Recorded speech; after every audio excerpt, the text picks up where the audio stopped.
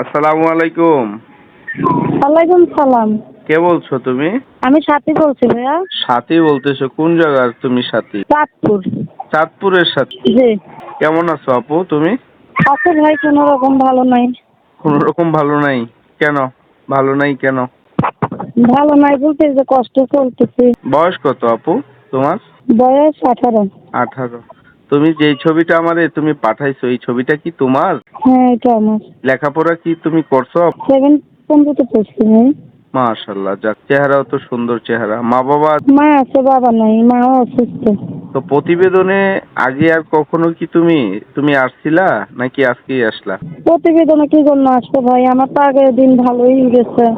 এখনো না কষ্ট করে বিপদে পড়ে চলে আসছি। বাচ্চা একটা আছে। বিয়ে হয়েছে তোমার? হ্যাঁ, আমার বিয়ে হয়েছে। যাক যাক, ছবি দেখে তো মনে হয় না যে তোমার বিয়ে হয়েছে। ছবিতে তো ভালোই দেখা যায়, স্মার্ট লাগে, বড় লোকের মতোই তো লাগতেছে। তা তুমি এখন প্রতিবেদনে আসলা কেন? বড় লোকের মতন লাগলে কি হবে ভাই? কষ্টেই তো এখন প্রতিবেদনে গেছি। ভাগ্য তো আর বড় লোক না। বাবা নাই, ভাই নাই। তো এখন প্রতিবেদনে তুমি তুমি আসছো কেন সেইটা বলো। প্রতিবেদনে গেছি একটা ভালো মনের মানুষের জন্য। বাচ্চা নিয়ে খাইতে নিতে পারতেছি না। যদি একটা মনের মানুষ পাই যে আমার জীবন সাথী করবে, জি। ওইরকম একটা ভালো মনের মানুষ পেলে তার কাছে বিয়ে বসবে। আচ্ছা, সে যদি হয় আপু, বিবাহিত হয়, সংসারিক হয়, তাতে অসুবিধা হবে? না, সে যদি বিবাহিত অসুবিধা হবে না। সে যদি আমার খাওয়াইতে পারে, তার আগে বড়ও খাওয়াইতে পারে, তাহলে কিসের অসুবিধা?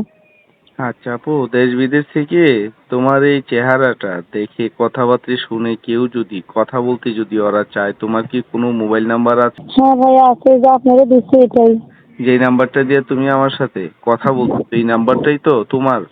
হ্যাঁ, না, এটাই আমার নাম্বার। ঠিক আছে আপু, আমি দর্শকদের উদ্দেশ্যে তোমার এই নাম্বারটা ভিডিওর স্ক্রিনে আমি দিয়ে দেবো। আচ্ছা আপু, ঠিক আছে, তো আল্লাহ হাফেজ।